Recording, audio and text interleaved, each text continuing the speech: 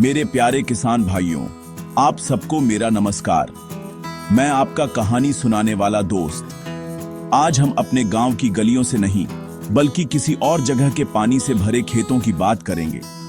शायद वहां हमें कोई नया रास्ता मिल जाए। हम सब अपने खेतों की कहानी जानते हैं।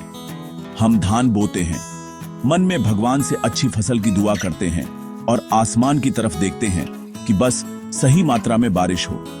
लेकिन कभी कभी आसमान बहुत ज्यादा दे देता है। नदियां उफन जाती हैं, हमारे खेत तालाब बन जाते हैं और हमारी मेहनत से निकले हरे हरे धान के पौधे पानी में डूब जाते हैं। यह दुख हम सब बहुत अच्छे से जानते हैं। यह कहानी हर साल हमारे देश के कई हिस्सों में लिखी जाती है, बिहार के मैदानों से लेकर असम के किनारों तक। ऐसा लगता है जैसे हम कुदरत से ऐसी लड़ाई लड़ रहे हैं जिसे हम जीत नहीं सकते। लेकिन क्या होगा अगर मैं आपको बताऊं कि एक ऐसा चावल भी है जिसे बाढ़ से डर नहीं लगता, एक ऐसा चावल जो डूबने की बजाय तैरना सीख जाता है। यह एक जादुई बात लगती है ना? यह कोई परी कथा नहीं है मेरे दोस्तों, बल्कि हमारे पड़ोसी देश चीन के खेतों की सच्चाई है। वे इसे फ्लोटिंग राइस या तैरने वाला चावल कहते हैं, या कुछ वैज्ञानिक इसे जायंट राइस यानी विशाल चावल भी कहते हैं। यह धान की एक खास किस्म है जिसमें एक कमाल की ताकत है। जैसे जैसे पानी का स्तर बढ़ता है, चावल के पौधे का तना और लंबा होता जाता है, जिससे उसका सिरा यानी जहां दाना बनता है पानी के ऊपर सुरक्षित रहता है। यह एक ऐसा पौधा है जिसने खुद को उसी चुनौती के हिसाब से ढाल लिया है जो हमारी फसलों को हरा देती है। यह सिर्फ बाढ़ में जिंदा नहीं रहता, बल्कि उसमें फलता फूलता है। यह तैरने वाला चावल कोई नई खोज नहीं है, बल्कि एक पुरानी समझ है जिसे अब आधुनिक विज्ञान और बेहतर बनाने में मदद कर रहा है। कल्पना कीजिए, एक चावल का पौधा जो एक आदमी जितना लंबा हो सकता है, जिसकी जड़ें मिट्टी में गहरी हों, लेकिन उसका तना कई फुट पानी के ऊपर तक फैला हो। यह पानी के साथ ऐसे हिलता है जैसे खेत में कोई नाव लंगर डाले खड़ी हो। यह सिर्फ फसल को आपदा से बचाने की बात नहीं है, यह पानी के साथ हमारे रिश्ते को बदलने की बात है। बाढ़ को दुश्मन मानने की बजाय यह तरीका उसे एक साथी के रूप में देखता है। यह सोचने का एक अलग तरीका है। खेती की सदियों पुरानी कहानी में एक नया अध्याय है, और यह एक ऐसी कहानी है जिसे सुनना जरूरी है, खासकर हमारे लिए। यह विचार हमें अजीब लग सकता है, क्योंकि हम अपने धान के खेतों में पानी के स्तर को ध्यान से मैनेज करने के आदी हैं। हम हर बूंद को कंट्रोल करने के लिए मेड़ और नहरें बनाते हैं, लेकिन तैरने वाला चावल बिल्कुल अलग सिद्धांत पर काम करता है। यह ज्यादा पानी को अपनाता है। हम में से जो लोग ऐसे इलाकों में रहते हैं जहां मॉनसून का मतलब महीनों की अनिश्चितता और पानी से भरी जमीन होती है, उनके लिए यह विचार सिर्फ एक जिज्ञासा से कहीं ज्यादा हो सकता है। यह उम्मीद की एक किरण हो सकती है, पहाड़ों के पार से हवाओं में फुसफुसाता एक संभावित समाधान। यह ऐसी फसल का वादा करता है जहां हमने सिर्फ नुकसान की उम्मीद की थी। निराशा के मौसम को संभावित समृद्धि में बदल देता है, और यह एक ऐसा वादा है जिसे मिलकर समझना जरूरी है। तो चीन के किसान ये कमाल के तैरने वाले खेत कैसे बनाते हैं? यह प्रक्रिया ध्यान से प्लानिंग करने और प्रकृति को अपना काम करने देने का एक मिश्रण है। इसकी शुरुआत गहरे पानी में नहीं, बल्कि नर्सरी में होती है, बिल्कुल हमारी तरह। वे इस खास विशाल चावल की किस्म के बीज एक कंट्रोल वाले माहौल में बोते हैं। पहले महीने या उसके आसपास पौधों की देखभाल वैसे ही की जाती है जैसे सामान्य चावल की। उन्हें मजबूत और स्वस्थ बढ़ने के लिए बस उतना ही पानी दिया जाता है। यह शुरुआती समय बहुत जरूरी है, क्योंकि यह पौधे को एक मजबूत नींव देता है। किसान असल में छोटे पौधे को आगे आने वाली बड़ी चुनौती के लिए तैयार कर रहे होते हैं, जैसे एक माता पिता बच्चे को दुनिया का सामना करने से पहले मजबूत बनना सिखाते हैं। एक बार जब पौधे काफी मजबूत हो जाते हैं, तो उन्हें मुख्य खेत में लगाया जाता है। हालांकि इस खेत को एक अस्थायी झील बनने के लिए तैयार किया जाता है। शुरुआत में पानी का स्तर कम रखा जाता है, बस कुछ इंच, जिससे लगाए गए चावल अपनी जड़ें मिट्टी में मजबूती से जमा सकें। यह जड़ों को जमाने का बहुत जरूरी चरण है। पौधे को आकाश की ओर अपनी यात्रा शुरू करने से पहले नीचे की धरती को कसकर पकड़ना जरूरी है। किसान इस दौरान पौधों को ध्यान से देखते हैं, यह सुनिश्चित करते हैं कि वे अच्छी तरह से जम गए हैं और अपने विकास के अगले ज्यादा नाटकीय चरण के लिए तैयार हैं। यह एक धैर्यपूर्ण इंतजार है, किसान और खेत के बीच एक बातचीत। फिर कहानी का सबसे अविश्वसनीय हिस्सा आता है। किसान धीरे धीरे और जानबूझकर खेत में पानी का स्तर बढ़ाना शुरू करते हैं। यह अचानक बाढ़ नहीं होती, बल्कि धीरे धीरे बढ़ता है, लगभग जैसे ज्वार आता है। जैसे जैसे पानी ऊपर बढ़ता है, कुछ जादुई होता है। चावल के पौधे का तना, उसका मुख्य शरीर लंबा होना शुरू हो जाता है। यह एक आश्चर्यजनक गति से बढ़ता है, कभी कभी एक ही दिन में कई इंच, हमेशा अपनी पत्तीदार छोटी और कीमती बाली को पानी की सतह से ऊपर रखता है। पौधा बढ़ते पानी के साथ दौड़ में है, और यह एक ऐसी दौड़ है जिसे वह जीतने के लिए पैदा हुआ है। किसान इस प्रक्रिया को मैनेज करते हैं, यह सुनिश्चित करते हैं कि पानी इतनी तेजी से न बढ़े कि पौधे उसके साथ तालमेल न बिठा पाएं। यह तरीका खेत में एक पूरी नई दुनिया बनाता है। गहरा पानी खाली नहीं रहता। चीनी किसानों ने इन खेतों को एक बहुस्तरीय फार्म में बदल दिया है। वे पानी में मछली और कभी कभी बत्तख भी डालते हैं। मछली चावल के डंठलों के बीच तैरती है, कीटों और खरपतवारों को खाती है, और उनका मल बदले में चावल के लिए प्राकृतिक खाद का काम करता है। इससे एक आत्मनिर्भर इकोसिस्टम बनता है।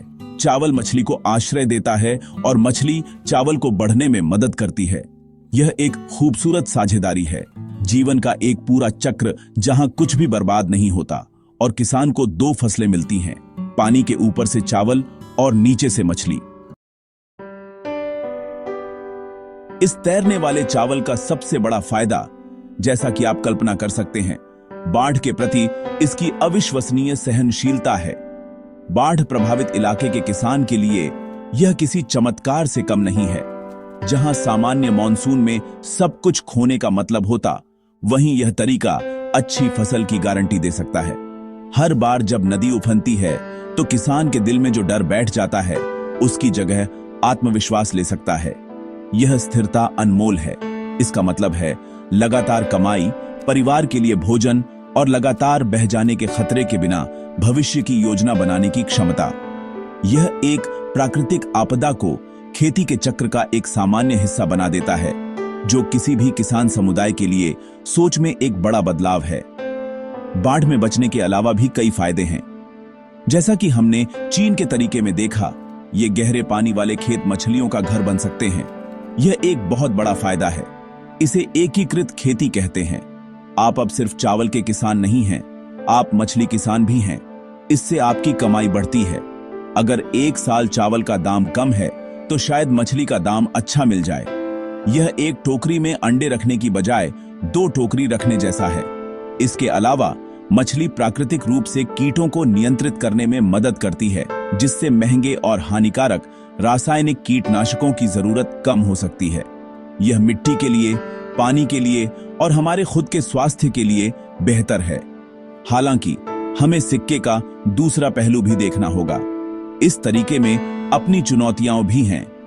सबसे बड़ी समस्या खास बीजों की जरूरत है। चीन में इस्तेमाल होने वाली विशाल चावल की किस्में सालों के वैज्ञानिक रिसर्च का नतीजा है।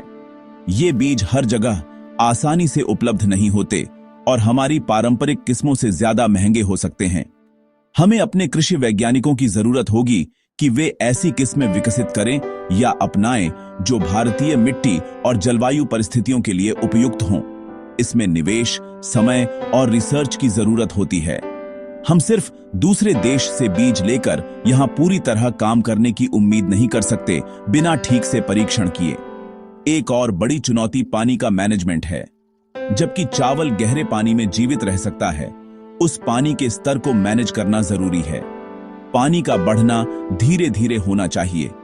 अचानक तेज बाढ़ अभी भी युवा पौधों को लंबा होने का मौका मिलने से पहले नुकसान पहुंचा सकती है। इसमें ऐसी जगह की भी जरूरत होती है जहां पानी को लंबे समय तक रोका जा सके, जो सभी क्षेत्रों में संभव नहीं हो सकता है। इसके अलावा कटाई ज्यादा मुश्किल हो सकती है। सूखे खेत में चलने की बजाय किसानों को अक्सर छोटे नावों का उपयोग करना पड़ता है ताकि वे लंबे डंठलों के बीच से होकर बालियों को काट सकें, जिसके लिए नए कौशल और उपकरणों की जरूरत होती है। यह काम करने का एक अलग तरीका है जिसे हमें सीखने की जरूरत होगी। जब हम तैरने वाले चावल की तुलना अपनी पारंपरिक धान की खेती से करते हैं तो अंतर साफ दिखता है। हमारा पारंपरिक तरीका नियंत्रण का है। हम साफ समतल खेत तैयार करते हैं और हम पानी को सटीकता से मैनेज करते हैं, खास समय पर खेत में पानी भरते और निकालते हैं। दूसरी तरफ तैरने वाला चावल अनुकूलन का है। यह प्रकृति की अधिकता से लड़ने की बजाय उसके साथ काम करता है। एक सामान्य धान के खेत में बाढ़ एक आपदा है, तैरने वाले चावल के खेत में यह एक जरूरत है। दर्शन में यह मौलिक अंतर हमें समझना चाहिए। यह हर जगह हमारे पारंपरिक तरीकों को बदलने के बारे में कम है और खास चुनौतीपूर्ण स्थितियों के लिए एक नया उपकरण खोजने के बारे में ज्यादा है। असम में ब्रह्मपुत्र घाटी, बिहार के बाढ़ के मैदानों या पश्चिम बंगाल और ओडिशा के तटीय इलाकों जैसे स्थानों में मेरे किसान भाइयों और बहनों के लिए यह विचार गंभीरता से सोचने लायक है। ये वे क्षेत्र हैं जो साल के कई महीनों तक बहुत ज्यादा पानी की सच्चाई के साथ जीते हैं। इन क्षेत्रों के लिए तैरने वाला चावल सिर्फ एक नई चीज नहीं है, यह एक जीवन रेखा हो सकता है। हालांकि कूदने से पहले हमें कुछ व्यावहारिक सवाल पूछने होंगे। तैरने वाले चावल की कौन सी खास किस्में हमारी स्थानीय जलवायु के अनुकूल होंगी? हमें ये बीज कहां से मिल सकते हैं? हमें अपने कृषि विश्वविद्यालयों और सरकार से किस तरह के समर्थन और प्रशिक्षण की जरूरत होगी? हमें छोटे स्तर पर शुरुआत करनी चाहिए। शायद गांव के कुछ प्रगतिशील किसान स्थानीय विशेषज्ञों की मदद से एक छोटा प्रायोगिक प्लॉट उगाने की कोशिश कर सकते हैं। वे सीख सकते हैं कि पौधा हमारी मिट्टी में हमारे पानी के साथ कैसा व्यवहार करता है। वे चुनौतियों और फायदों को सीधे देख सकते हैं। उनका अनुभव पूरे गांव के लिए एक सबक बन जाएगा, एक कहानी जिसे मैं नहीं बल्कि उनके अपने खेत सुनाएंगे। हमें इस पर जिज्ञासा और सावधानी के साथ विचार करना चाहिए। जैसे जैसे हम आगे बढ़ते हैं, सीखते और अनुकूलन करते रहना चाहिए। यह स्मार्ट किसान बनने के बारे में है, सिर्फ कड़ी मेहनत करने वाले नहीं। हमें पानी में तैरने का फैसला करने से पहले पानी का परीक्षण करना चाहिए। अंत में मेरे दोस्तों, तैरने वाले चावल की कहानी संभावना की कहानी है। यह हमें याद दिलाती है कि हमेशा नए विचार, नए तरीके और क्षितिज के पार नई उम्मीदें होती हैं। हमारे पूर्वज आविष्कारक थे। उन्होंने सबसे अच्छे बीज चुने और खेती की तकनीकें विकसित की, जिन्होंने हमें पीढ़ियों से पाला है। हमें उनकी भावना में आगे बढ़ना चाहिए। हमें दूसरे देशों से कहानियों के लिए अपने कान खुले रखने चाहिए और नए विज्ञान के लिए अपने दिमाग खुले रखने चाहिए।